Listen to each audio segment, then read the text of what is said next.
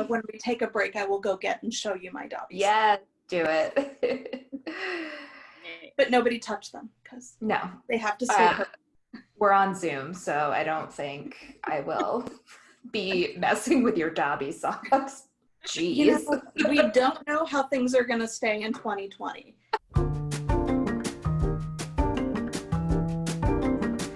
Hi, I'm Julia. I'm Rachel. And I'm Kelly. And this is What You Should Read, the podcast where we should all over our books. And today, we don't have a guest today. It's just the three of us. OG. Yes. So let's just dive right in. So Kelly, what are you reading this week? I am about halfway through The Assignment by Lisa Weimer, which is going to be coming into play next week. This is actually a good thing for this week's discussion. This is my second or third time reading it, which we will discuss more either later today or next week or both. But I'm so excited to be reading the more complete version. It's so wonderful. It's just, I love everything about it. I didn't realize you were one of the early readers. That's exciting. I also am glad that you pronounced her name for me because in my head, it was pronounced Liza Weimer. So now I know. And that's good for reasons we can't reveal right now. I mean, no real spoiler alert, I guess. No. Yes, no, you will for sure be pronouncing her name right. Do not worry, I won't let you make the mistake. Thank you. But she's also super nice, and I'm sure she gets it a lot. She's great. She listens to the podcast. Hi, Lisa. Yes. Rachel, what are you reading? So currently I am in the middle of Dangerous Alliance by, I think it's pronounced Jenica Cohen. Mm-hmm. The tagline is an ostentatious romance. Ostentatious spelled like Jane Austen. So nice.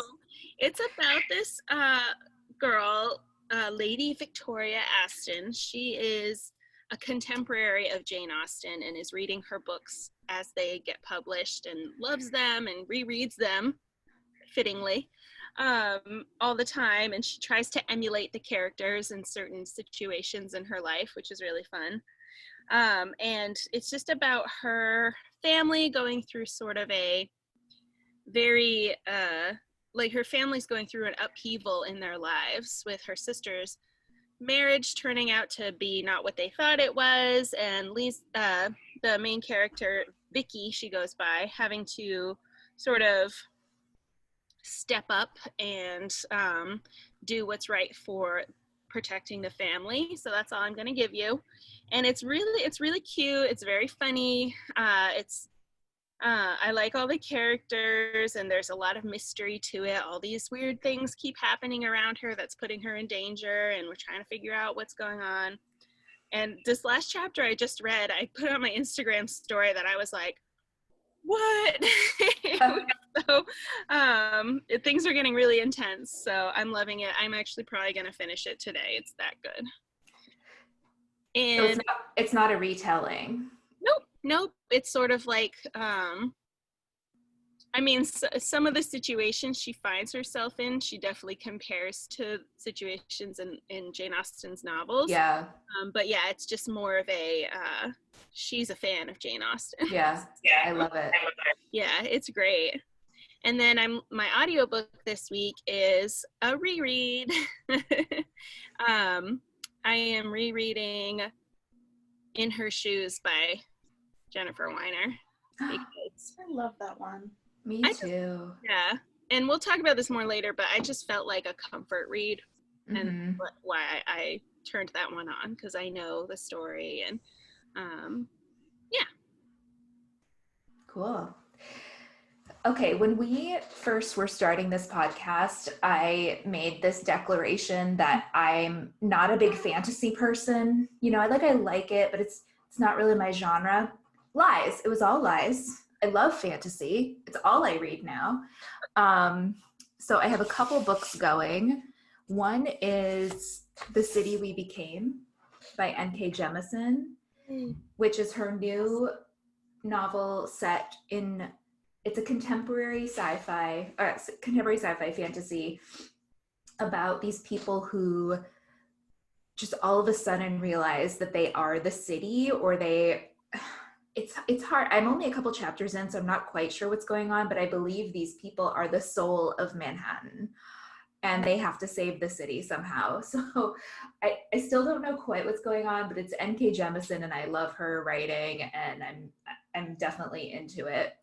I'm also reading, and last week I was really kind of snobby about the new Twilight book. So now everyone can just like give it right back to me because I'm kind of ashamed. But I am reading The Ballad of Songbirds and Snakes, which is by Suzanne Collins. And it's the Hunger Games prequel from Snow's perspective. Coriolanus Snow, emphasis on the anus because he's an ass. And I'm into it. It's a Hunger Games book, but it's like, I just wish there was a perspective other than his that we could go back and forth to, because there's one character in the book who's, I think, really interesting. His family was a district family, and then because they made weapons for the war, the capital like gave them a bunch of money and they were like, you can be trusted, so you can come live in the capital now.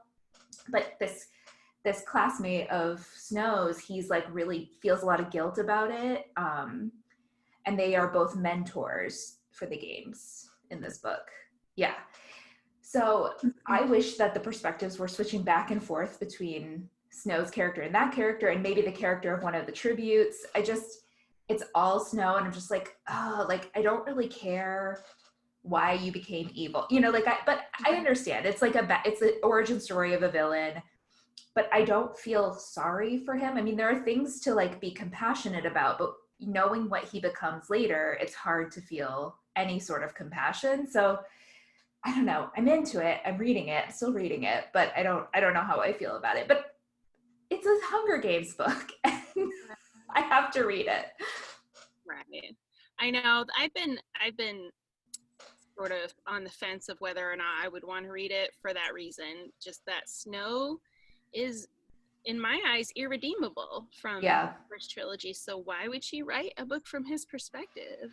I don't know. Anyway. I understand the impetus to write, like I said, from the villain's perspective for their origin story, but I don't know. We'll see. We'll see. Yeah. I don't know. I have that and I haven't read it yet. First of all, I don't really buy into the idea of like guilty pleasure reads, because I don't know. It's like, this is what we do for fun.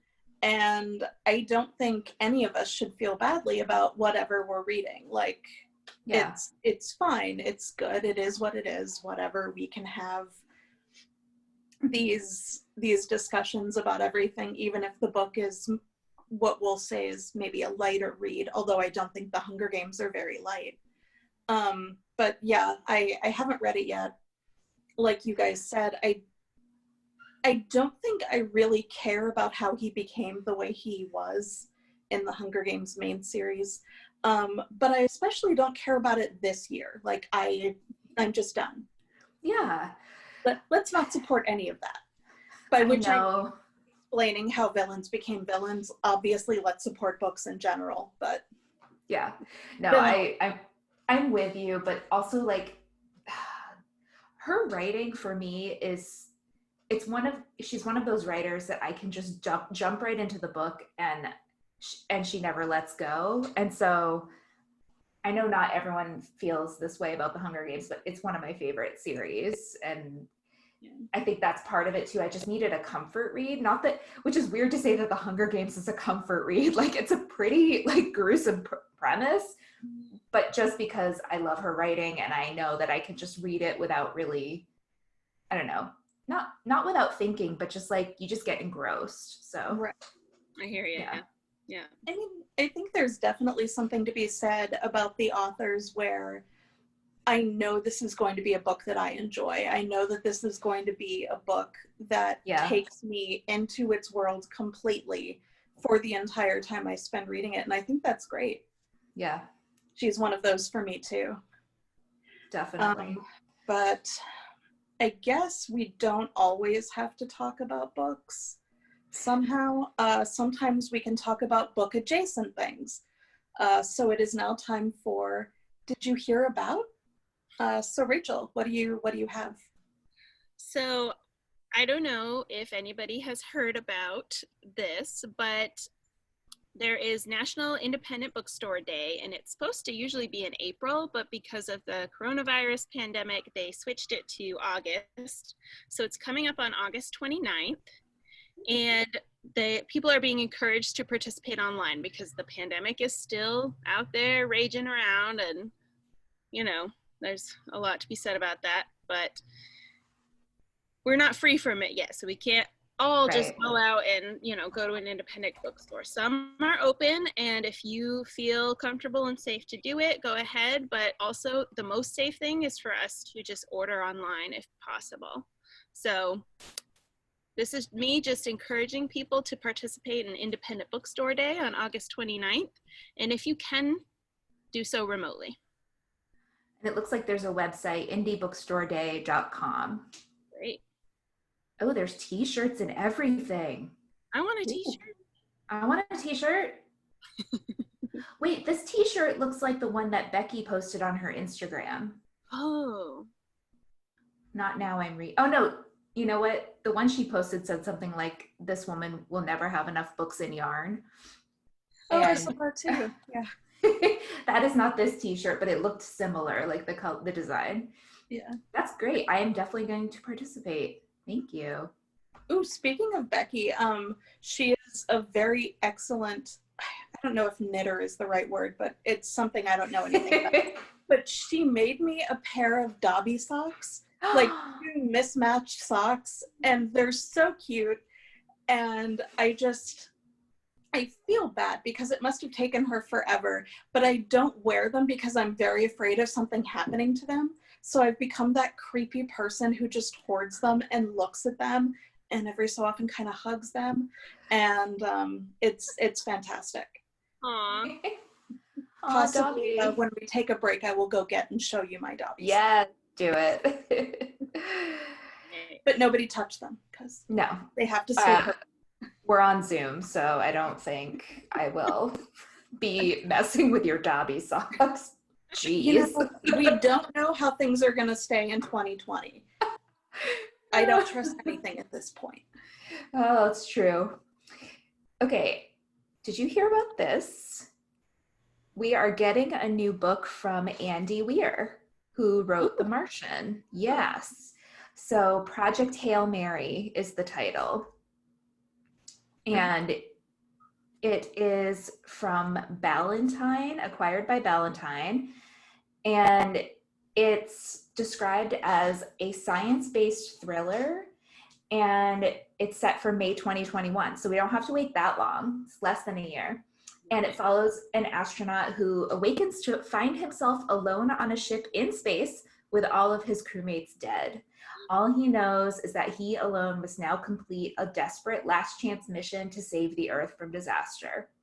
So I'm excited about this because I loved The Martian. I didn't love Artemis as much, which is his second book. I would like to give it another chance because I was listening to it on audio and I'm thinking maybe I need to read it. But I think this sounds a lot more like The Martian, like one guy in space, like having to talk to himself. I don't know. There was something really funny and charming about that part of The Martian. So it just seems like it has more of those vibes. So I'm really excited about that. Sounds great. It did win Best Comedy or Musical at the Golden Globes the year the movie came out. Yeah, and I love the movie too. Yeah, me too. Okay. Great. All right, so the next portion is, do you know what you should read? So Kelly, why don't you go first? Okay, last night I finished All Eyes on Her by L.E. Flynn, and it is a sort of like thriller, almost / courtroom drama. A teenage girl, she's 17, and her boyfriend, who's 20, go on this hike in the woods at night to see a sunset from the top of this mountain that sounds kind of a little bit treacherous. I would not do it. And only one of them comes back. And there's a lot of questions about whether the boyfriend, like, he fell and it killed him, but like, was it an accident? Was it maybe suicide somehow? Was it like a murder-suicide pact and she chickened out? Did she kill him? Did someone else kill him? You know, so many questions. And it's told from a bunch of different perspectives. Mostly his best friend, her sister, and her best friend. And then some other people who also knew them, but mostly those three. And it is impossible to know what's going on because everybody brings something slightly different. And we know that her sister and her best friend hated him. We know that his best friend hated her. Everybody thought they were bad for each other, but they all disagreed over who the bad person was. And it was just so interesting and so fun, and I could not put it down. All Eyes on Her by Ellie Flynn, so much fun. Sounds good. Yeah, sounds great. Julia, what about you? Okay, I have a recommendation specifically, I think, for Rachel. Sorry, Kelly, not to leave you out. It's fine. It's fine. But you can read it too if you want. So Rachel, you know what you should read? So this book is called Drama High: The Incredible True Story of a Brilliant Teacher, a Struggling Town, and the Magic of Theater by Michael Sokolov. And the reason that I'm recommending it specifically to Rachel is because the town that the book is writing about, that this high school is located in, just reminds me of the town we grew up in, the area we grew up in. So from the Goodreads description, it says, Friday Night Lights meets Glee, the incredible and true story of an extraordinary drama teacher who has changed the lives of thousands of students and inspired a town. So Kelly, maybe you would love it because of the comparison to Friday Night Lights. I did love that show. But basically it's based on, it follows this teacher whose name is Lou Volpe. It's written by Michael Sokolov, who was one of his students at Harry S. Truman High School in Levittown, Pennsylvania. And Volpe has run this theater program for years, and he's this legendary director. Everyone wants to be in his plays. Even he gets the star athletes to try out for his musicals because he's just so great. And every kid who goes through his program just loves him, and they come out with all these great skills, and just it's kind of a blue collar town as well, but they have this great theater program, so great that Broadway shows go to this school, and they're like, can you test out Rent for us as a high school the high school version before we send it out to other, because they have to change it for high school productions. So they've done Rent, they did Spring Awakening, they workshopped that for Broadway, and it's just they win so many awards. A lot of the students go on to work in Hollywood and Broadway, and it's just such a great story. I was so engrossed, and I kept thinking about my high school and middle school years being in theater in a blue collar town, and just how it felt like you were really part of something special, because we had a really good theater program at my high school too. So yeah, I highly recommend it. So that's Drama High by Michael Sokolov. Sounds great. Thanks. Yeah.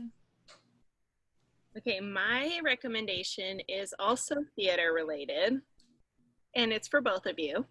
So Thank you. I'm sorry. So the book is Limelight by Amy Popple.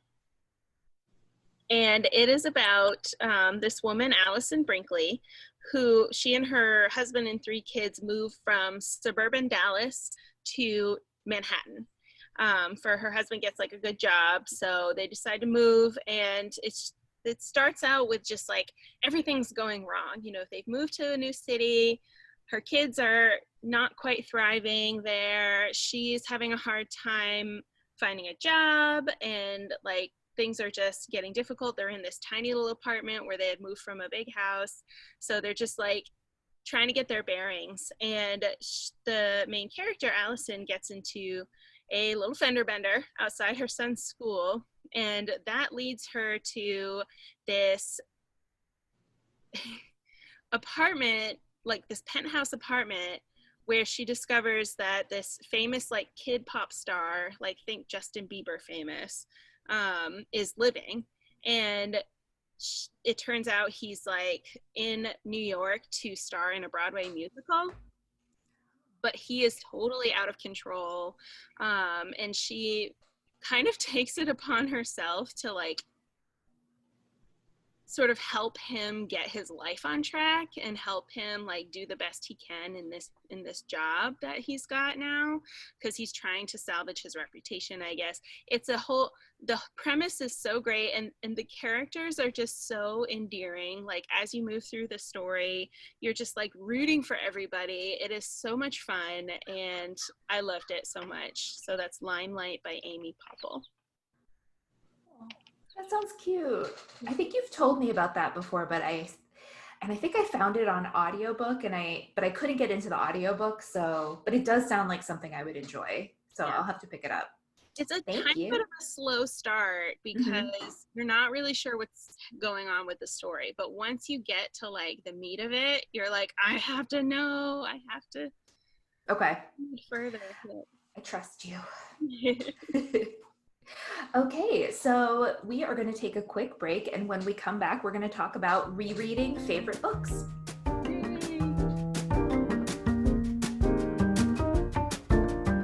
All right, we are back, and sorry for everybody who's not watching us on YouTube, so I guess everybody that's not Lisa, but I have, this is one of my Dobby socks.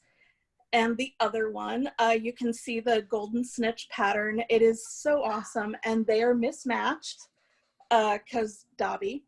And I love them so much. And then I also have this pair that she made that are the same kind. And I don't know. I am so in awe of people that can create things like that. Like it was yarn, and now it's this beautiful thing. Beautiful things, I guess, and it's super talented, and they're very soft and wonderful, and I love them very much. And I'm lucky to know Becky. Yeah, good job, Becky. Those are awesome. Very cute. You can't have them. I'm not gonna steal your socks. Jeez. All right, so now on to the main portion of this week's episode on rereading books.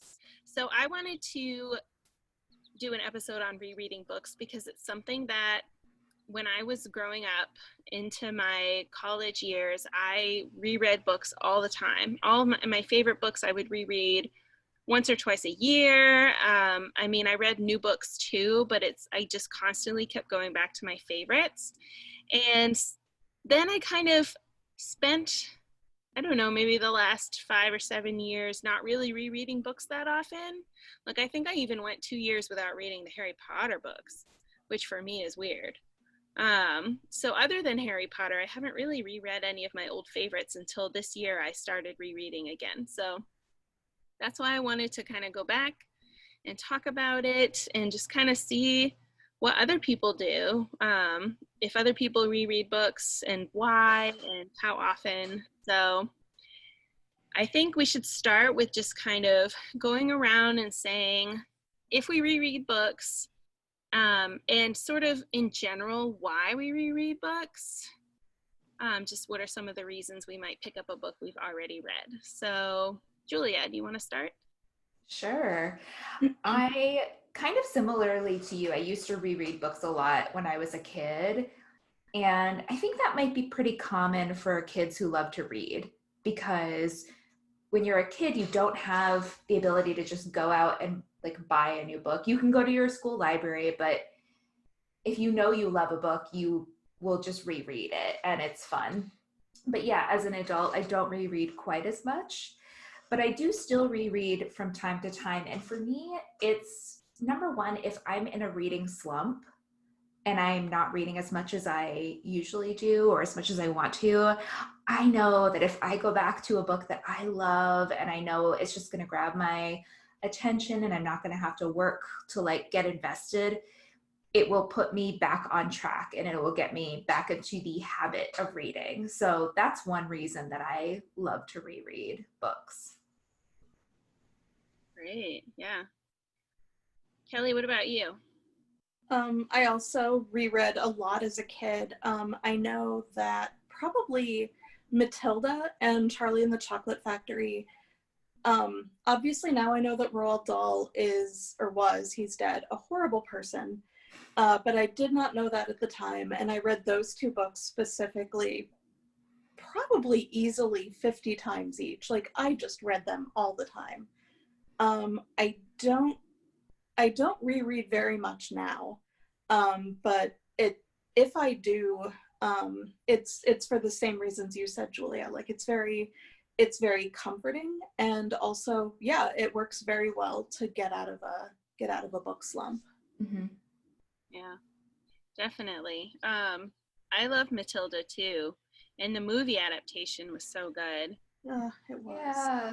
We should get Mara Wilson on the podcast. Her book is really good too. Okay. Mm-hmm. Right. Podcast goals. Yep. So for me, rereading, there are several reasons why I might reread a book. Once again, just sort of reiterating what you guys said, is it is comforting. You're familiar with the characters, so it's like old friends, and you know what's going to happen. So even if it's like a high stakes, intense book like The Da Vinci Code or something, it's like I know the ending, so it's more enjoyable to read because you're not like, what's going to happen? Even though sometimes I'm still hoping better things will happen or something. Yeah. It's still, it's comforting to know what's going to happen. I also find that rereading a book at a different stage of my life gives me a new perspective on it, and sometimes that might mean I don't enjoy it as much, but other times it might mean I just gain new enjoyment from it and just sort of have a new appreciation for the characters or the storyline based on where I am in my life. I also consider it like a time capsule. So I'll reread a book and it will remind me of, a time in my life when I first read the book, and it sort of just takes me back. There's a nostalgia factor, which I love. Yeah.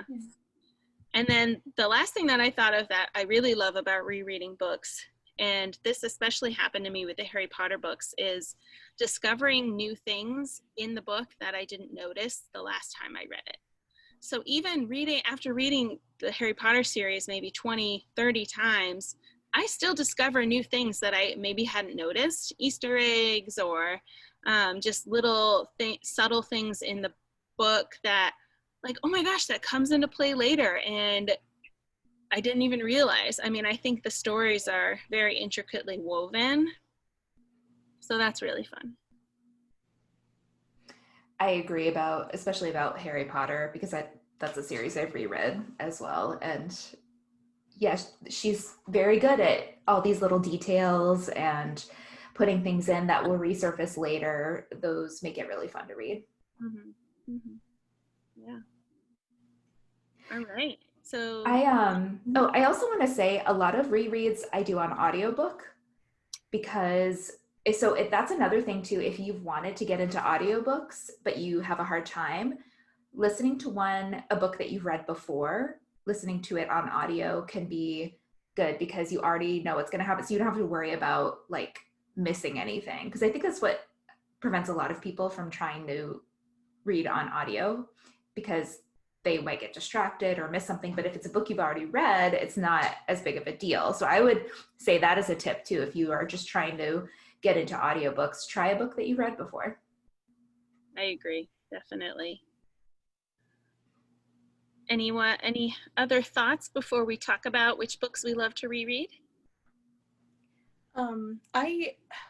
I feel like there are so many things I want to reread, like the Hunger Games books, with or without going on to Songbirds and Snakes. But I don't know. I have so many books that I haven't read once that sometimes I feel guilty about rereading, which is stupid. So what I enjoy doing is I'm in 2 book clubs. is being like, oh, hey, you know what we should read one month is The Book Thief, which I have already read and absolutely loved.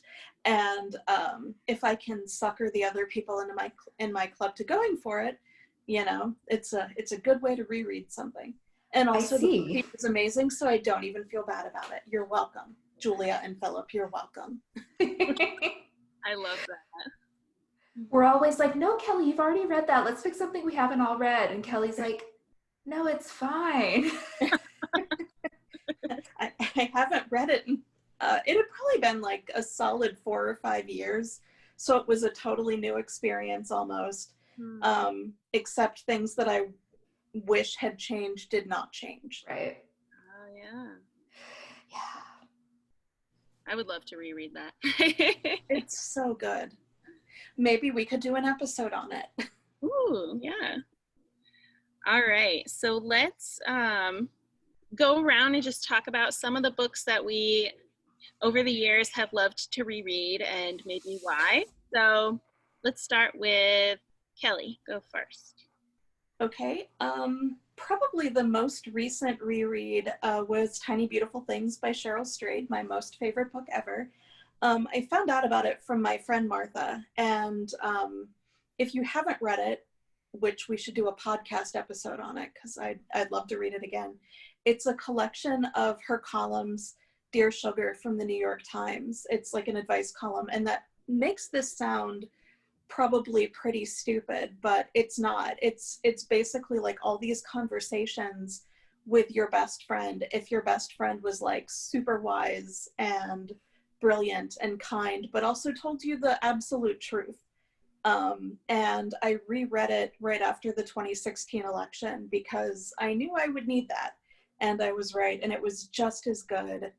And the times I read it, each time I gravitate towards a different thing. But it's so good, and she tackles so many hard things. And I love it so much, and I love her, and I cannot recommend it hard enough. I read it a whole bunch of times. Well, I read that for the first time last year, and I can definitely see the value in rereading it at different points in your life and how you can take different things from it. So I definitely will reread that. That book wrecks me though. I think I would reread that when I'm like, you know what? I need to cry. I just need to let it out. Yes. That is definitely true. But there's also like so much hope in it, and yeah.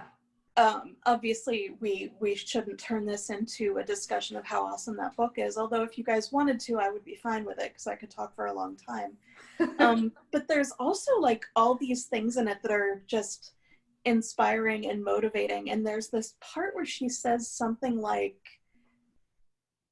survive like a motherfucker, and it's just amazing. And apparently people have gotten tattoos of that, which awesome if you can.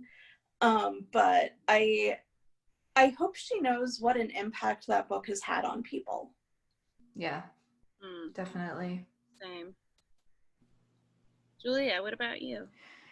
Okay, a book that after I read it over and over again, and I have it in like all the formats. I have an audiobook, I have an ebook copy, and then I finally bought a print copy, and it's Fangirl by Rainbow Rowell. And I know we had a big discussion about this author and Eleanor in Park, and there's lots of things to that book that you can go back and listen to, but this book I don't think has this like problematic elements that Eleanor in Park does. I don't know, but it's a book that I've read probably 5 or 6 times. I don't know what it is about this book that just grabs me. There's something about it that it really speaks to me. I can't stop reading it. So this book is about a young woman named Kath. She's a freshman in college, and she and her sister Ren, they're twins. Their mother left when they were really little, and so they've been raised by a single dad. Kath has a lot of social anxiety, and her sister Ren kind of wants to go off and do her own thing and be more independent of Kath because they've always been kind of joined at the hip. So they're kind of trying to navigate college on their, on their own a little bit more. And it's just Kath's story. She writes fan fiction, Simon Snow fan fiction, which is where the Carry On books stem from. So she loves to kind of live in her online world more than the physical world. But through the book, she starts to see how, opening herself up to meeting people in real life and discovering things that she can enjoy offline is good too. But I don't know why this book speaks to me so much. Maybe because when I was in college, the first year of college, I was kind of awkward and anxious, and I did read a lot of fan fiction that year. So I think maybe that is why I relate to it so much. It's a great audiobook, and I love the character Levi, who's kind of her love interest in the book. And yeah, Fangirl by Rainbow Rowell, one of my favorite books of all time. I will definitely be reading it again at some point. I also love it, and I think what it is, it takes the things we love seriously.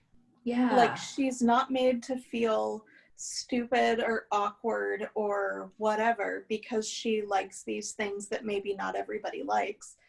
And I love how the fan fiction that she writes, it's viewed as valid. Like, people love it. They love her writing. They appreciate her. And it's not like her stupid little hobby that, it's important and it matters. And I love that. Mm-hmm. I agree. And I also love that book. And Julia, you got it for me for Christmas one year. Yeah. So one of the books I wanted to talk about was another book that Julia got me for Christmas one year, or my birthday, something. You got it for me, was I Capture the Castle by Dodie Smith. And this is definitely an OG YA novel. It was, I think it was published in the 40s. Yeah, copyright 1948. It's such a great book.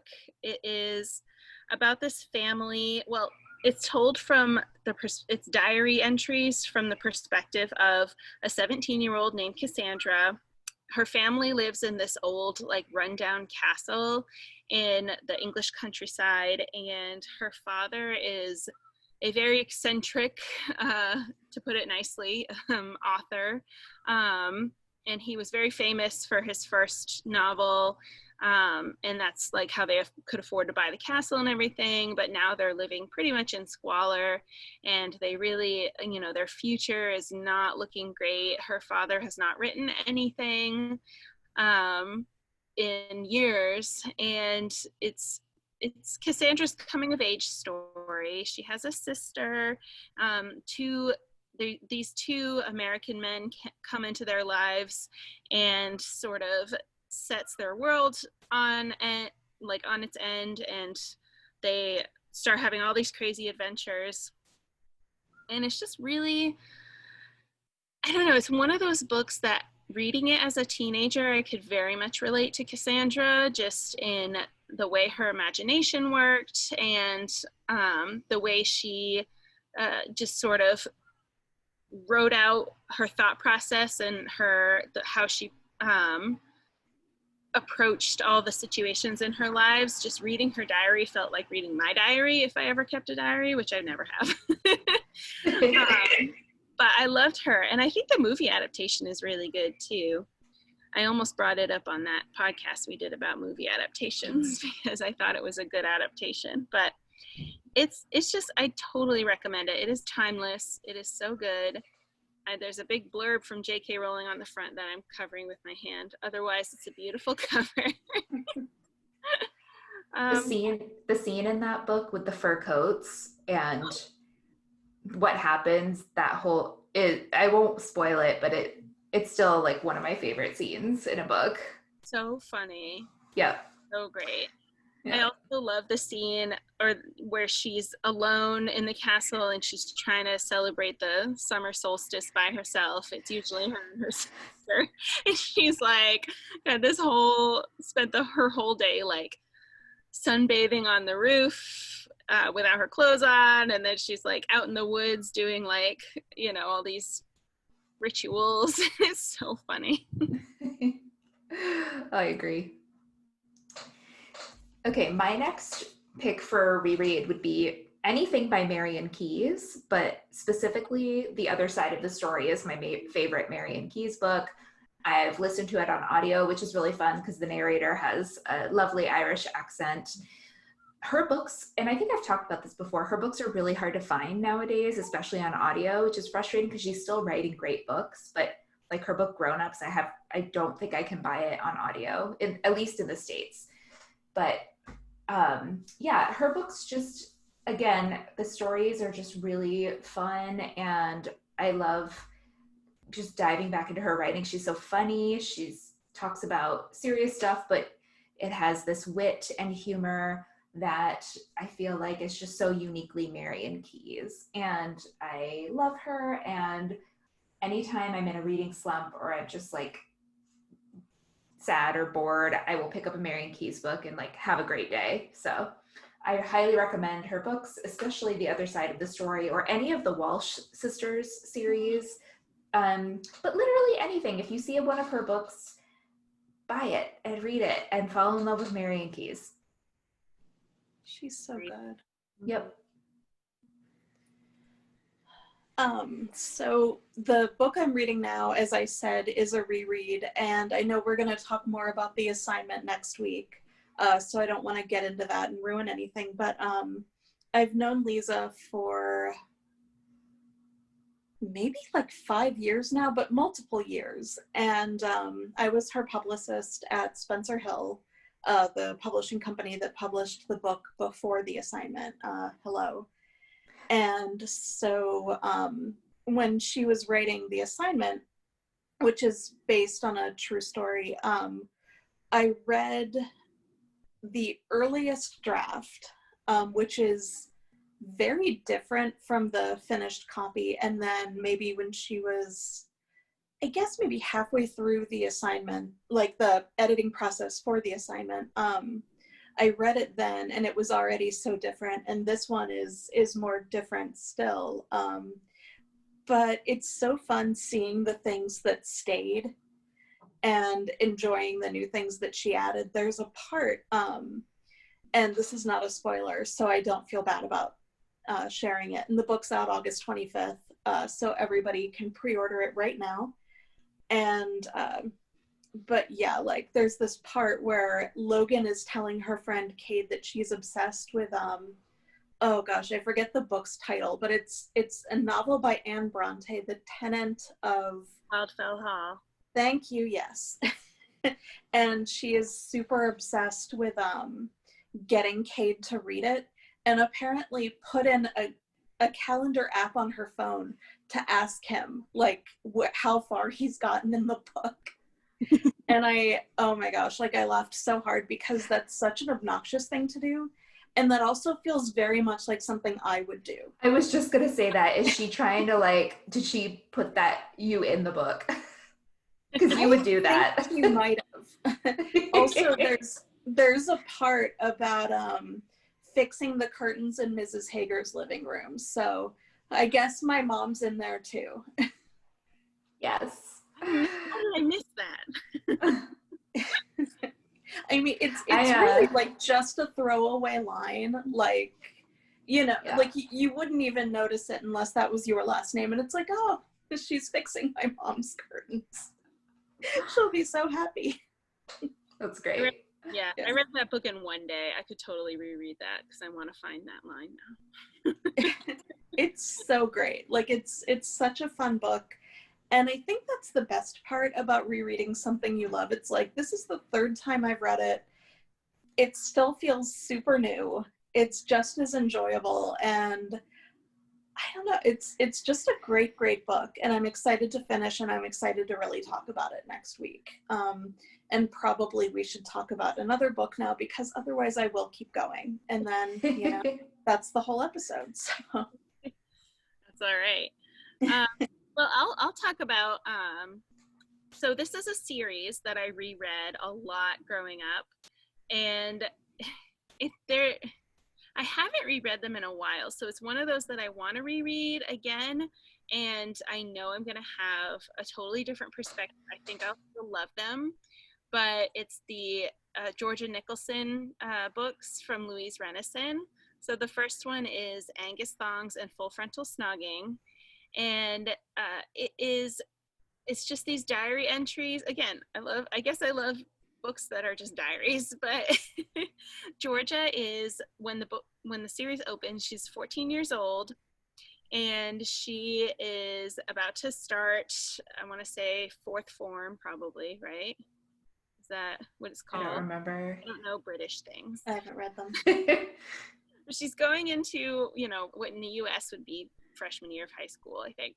And she just writes about her friends and about her crushes. And she gives everybody funny nicknames like Dave the Laugh and Robbie the Sex God. And just like, she has this crazy cat named Angus who is just like, she says he's part Scottish Wildcat because he's just so bonkers. And she is just so funny. I mean, she really is hilarious, and the way that she represents her parents and her sister and her grandfather on the page are just so fun. Like, it's a laugh out loud read. I reread those books so many times in high school, but I don't think I've reread them again since maybe after high school, but not really that much. So it's been a good 12 years probably since I've reread the series, and there are I think 10 books in the series, and I think I've only read 6 or 7 of them. So there's some that I haven't read. Do you have them all? I only have number 3 maybe. Oh, you got to get them all. Because that's the one that I bought when I was in London, when we went to visit you. When you were studying abroad, Mom and I flew over, and we met in London and had a really fun week there. And I bought Knocked Out by My Noonga Noongas, which is the 3rd book in the series. I think I bought it at Heathrow just to have something to read on the plane. So I cherish it for sure. But the other ones I don't have right now. So, but I definitely want to get them again and reread them. Yeah. Oh, cute. I don't know if we're doing another round, but I want to quickly say that there's nonfiction books are really good to reread as well.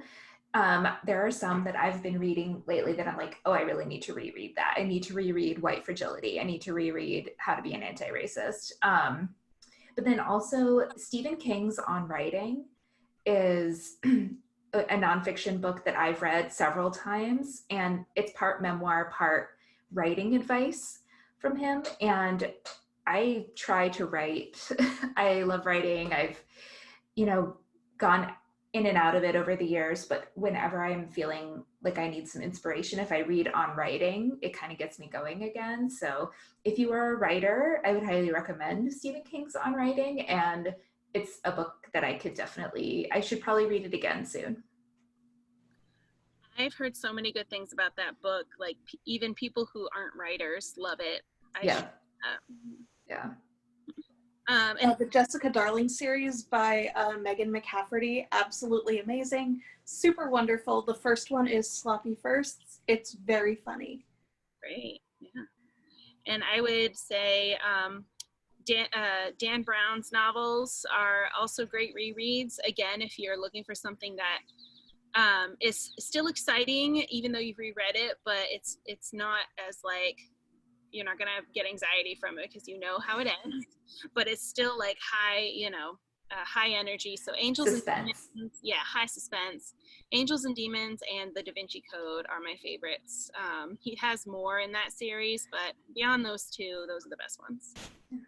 Oh, Mav Binchy's books. I don't know if you've read, her books are great to reread. I've read them all. And what's great about them is that they all kind of blend together for me in a good way. So whenever I pick one up again, I'm like, I don't remember exactly what happens in this one. So it's still kind of always new, but then I'll read it. I'll be like, oh yeah, I remember that.